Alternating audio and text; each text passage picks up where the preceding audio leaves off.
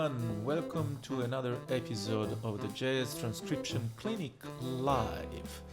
Today I'm very excited because I've been working on this solo that I'm going to present today for quite a while because it was super challenging and I never did anything like that before. So before we go and we dive into his solo, let me just talk a little bit about this track.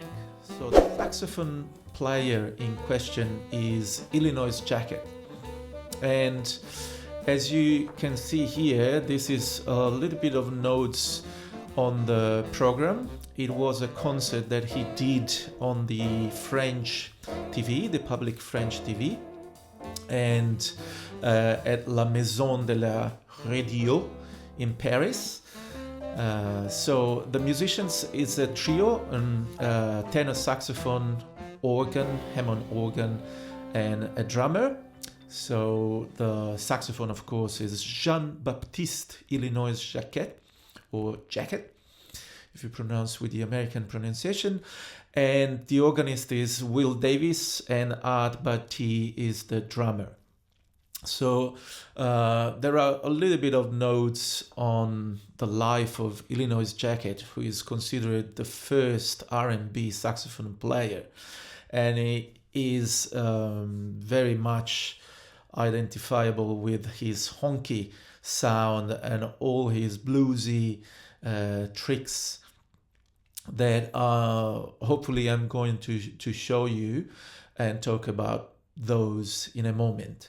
So he started playing at a very young age when his friend, it is said here, a young Nat King Cole, introduced him to a musician called Lionel Hampton. And you should be familiar with those names, who was looking to fill spaces in a big band. Jacquet took up the mantle and soon became a star tenor saxophonist, mainly due to his signature honking solo he played on the track Flying Home. Credited as the first R&B saxophone solo and precursor to rock and roll, Jacquet was expected to bring the house down every night, and at just 19 years old, that is exactly what he did. And so we go back to his solo. This is the solo that I already transcribed, and it took me a while just because, as you will see, from a notational point of view, so note choices are very simple. It's basically a long stream of use of the pentatonic scale or the blues scale, but the blues inflections are what really haunted me when transcribing this solo. I tried to be as accurate as I could in this transcription, so all the scoops and the falls are marked and a little bit of pronunciation is marked down. But guys, it's really impossible to write everything down. You have to listen and you have to learn the sound and try to replicate on your horn or on your instrument if you are playing it on a trumpet, trombone, or guitar, bass, or piano, whatever you play this solo on. Just try to get the vibe. But I really think, and I'm really convinced now also that I tried to play and to learn this solo, that if you want to learn how to play the blues, this is a great starting point because there is a lot of the essence, especially on a horn like the tenor saxophone. So first of all, let me mention a couple of things that he's constantly doing. So I will just move the microphone a little bit away so that the tenor doesn't get distorted, hopefully. So first thing that he does, he growls a lot into the instrument. And how do we growl? Well, I just simply do while I'm playing, and that way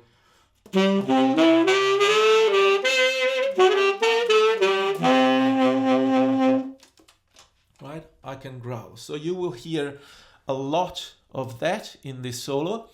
And then a lot of scoops. So almost every time that Illinois Jacquet starts a line, he plays a scoop, most likely with his lip. So different from people like Coltrane, who was using 90% of the times his fingers to create the scoop. And probably Coltrane wanted to be more precise, but Illinois Jacquet wanted to be really, really bluesy. So every time he starts a line, he does.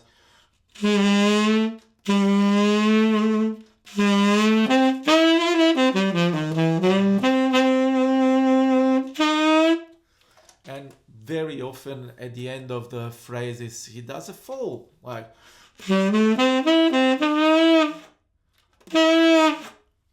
Which is similar to people like Dexter Gordon, right? You remember the famous solo on Blue Bossa.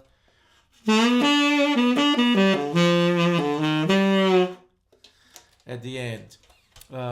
So all those inflections and nuances are what we are learning here, and what we want to learn, because the language is in those nuances. So if you want to really learn all those tricks and pieces, we need to be really precise on how we play those lines. Then Illinois Jacquet plays really a lot in the high register, with some excursions into the altissimo fingerings, like here in the third chorus you can see a top A flat,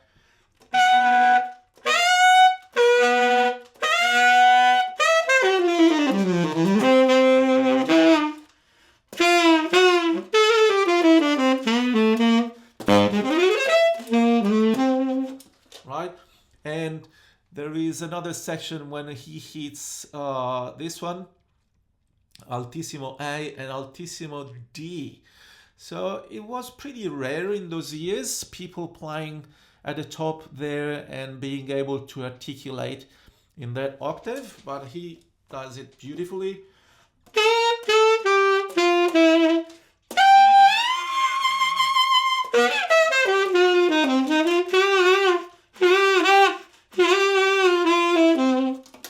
And then other tricks that I can mention are this trill that he plays with the note B. So he's going up chromatically, F sharp, G, and G sharp, and he tremolos with a B.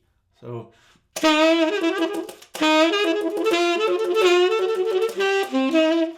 I believe this is like pretending to be a guitar.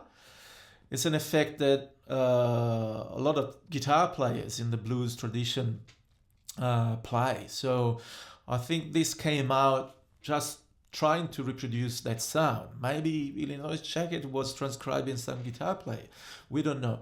But it's similar to a trick that Cannonball Adderley is using on the alto, tremoling with this key, the top F or the top E, on the saxophone, and he's going from like B flat, B, C, and C sharp. Right, all those little tricks you can learn by transcribing. And maybe, you know, I don't know if he was doing with that key. This is how I found out that works for me to reproduce that sound. Another thing that I want to mention is that I had to compromise a lot, and a lot more than usual, on this solo, just because when you play the blues at such a slow tempo, because I will play in a minute, but they play really, really slow. Of course, the player is using the space a lot. So 6 tuplets, 5 tuplets, and combination of things.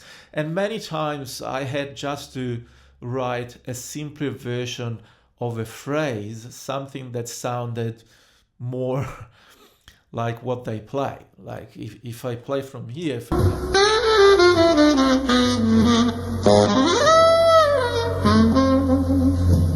right? So you have to find your way. Look at this, you know, 5 inside a triplet. It's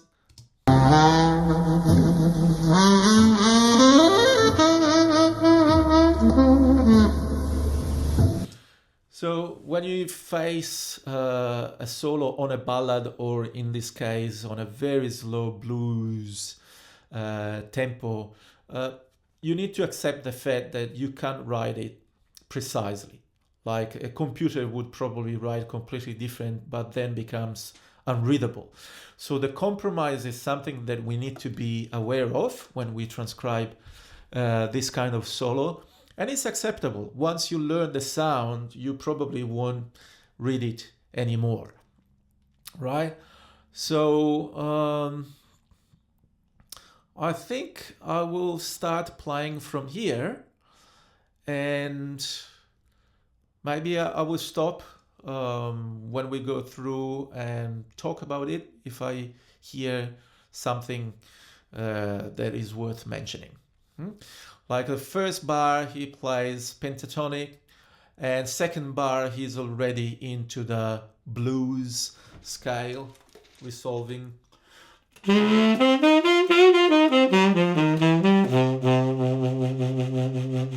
Oh, another thing, big vibrato.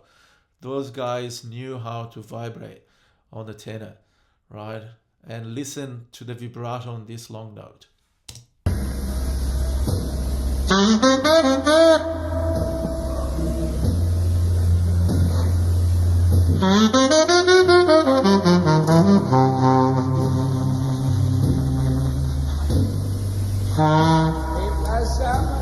love that. And another thing I notice, every time he plays the F sharp for the tenor, so it's the major third of the dominant chord, he just plays a big scoop, but it's like he's not reaching the actual F sharp, the actual major third, but he's a tiny little bit flat. So he doesn't get to the point where he hits a very precise major third, but it's actually pretty cool. Because the essence of the blues, remember, the blue note is not just a minor third, it's something in between the minor and the major third. So probably in the case of Illinois Jacquet, he wanted to hit a real blue note.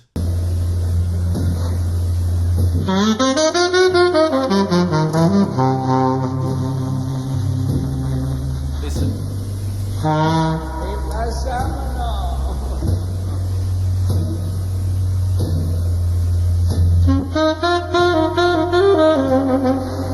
Blues.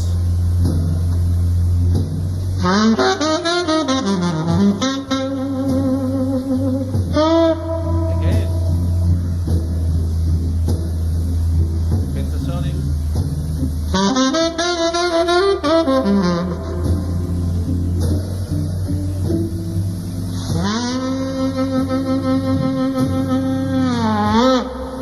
Oh, I love that.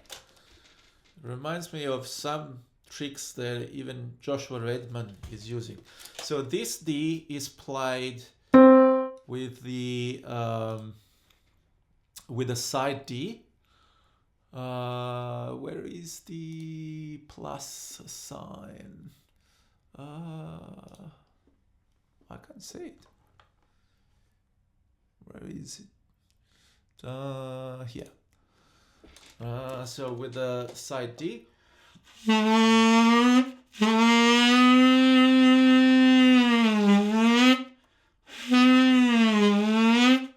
So from that note, you can gliss down to B and back up to D. This is what he does. Listen.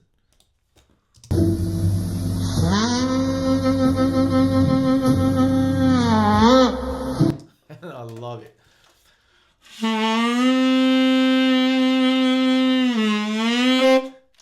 And I think he hits the D in the normal way, so there is a change in the sound.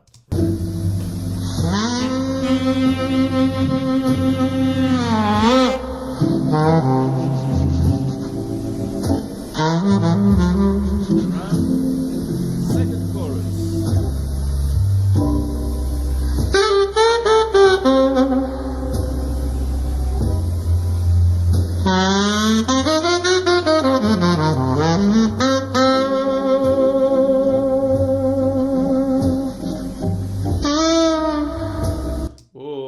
long fall. And this is the second bar of the second chorus, which is pretty similar to this note, to this phrase in the first chorus. You can see the first one was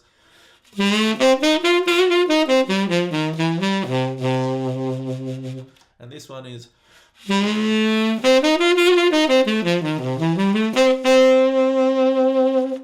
right? So never be scared of repeating yourself.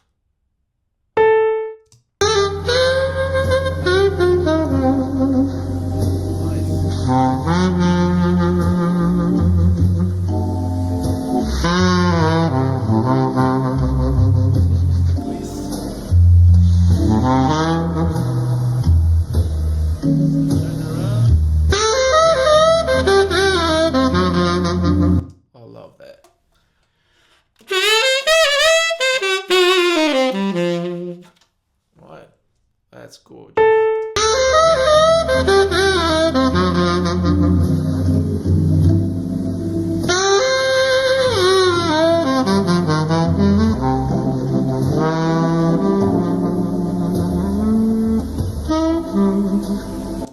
Wow. So he's able to almost mold the notes to like if he's got some, I don't know, some paste and he's melting the notes into each other.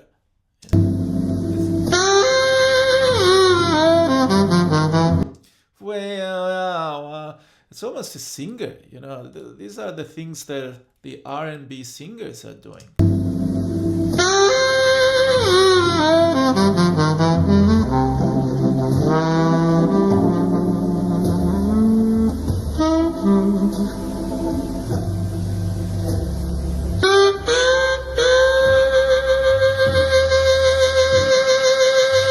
Here we go.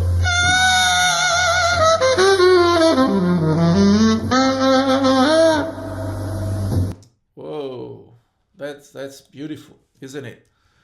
That's gorgeous that you have that ability of, you know, playing such a bluesy line.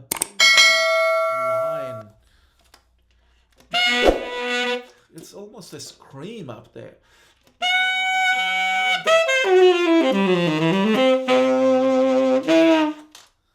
Right? Beautiful. On the second bar, creates a lot of tension.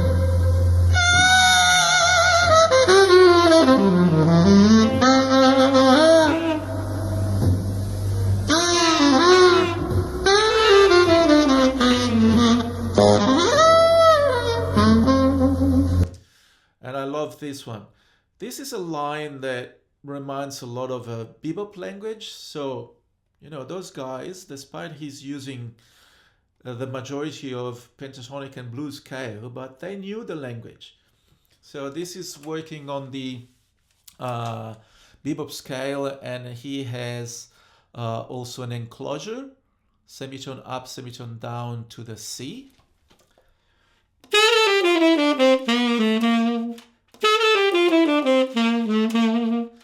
And then plays this altered arpeggio.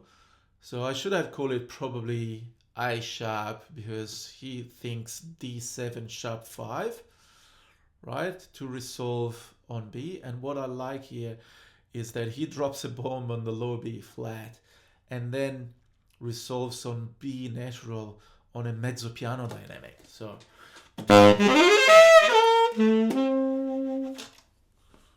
let's listen again to this.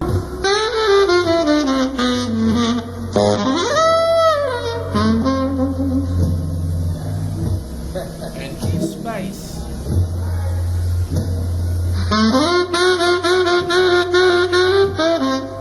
Iconic.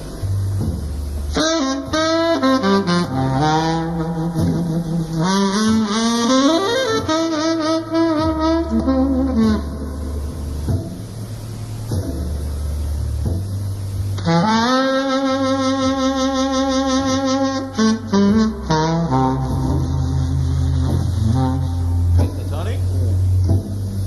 And now now he plays on a stop chorus, so the rhythm section stops.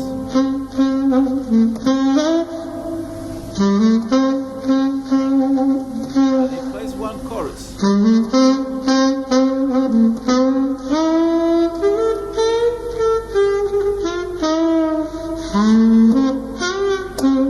And you can hear the harmony.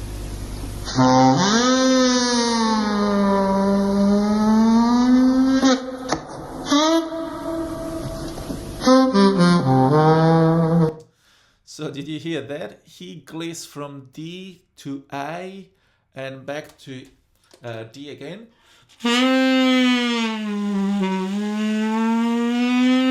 And then he hits a very hard note on D and does a slap, probably on low B flat, I'm not sure about that, and then finishes on a F sharp.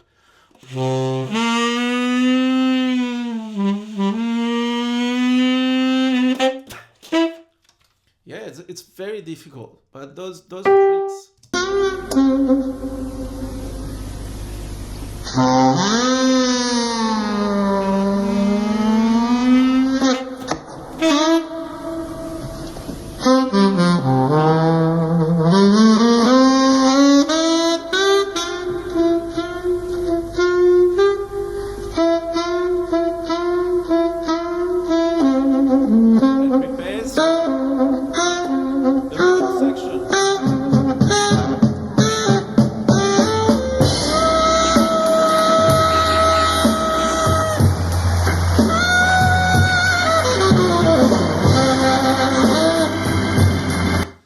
So, can you think of a better preparation to bring back the rhythm section and to start a new chorus and get the people applauding and cheering you?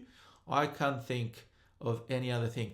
And if you look at the notes, it's the most simplest thing you can come up with on the final 4 bars of a blues, right?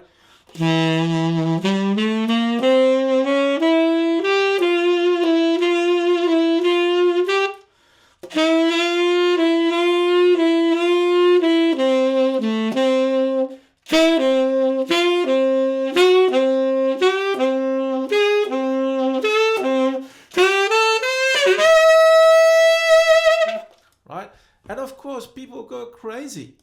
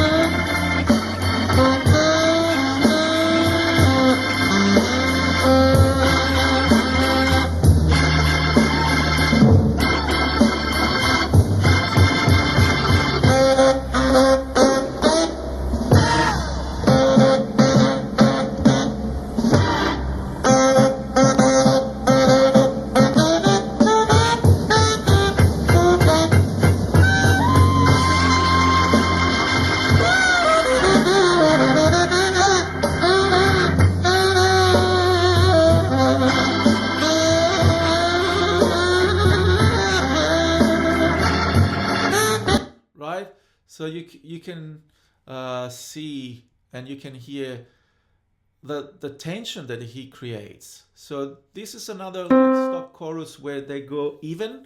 The beat stays the same, but instead of thinking of the triplet, ti ti ti ti ti ti, they go ti ti ti ti. So da da da da da da, ha, da da da da da da. Da da da da da da da da ba da ba di da kun da da wah wah, and big tension there, and then all the tricks. You know, he's preparing the finale. This is the last one.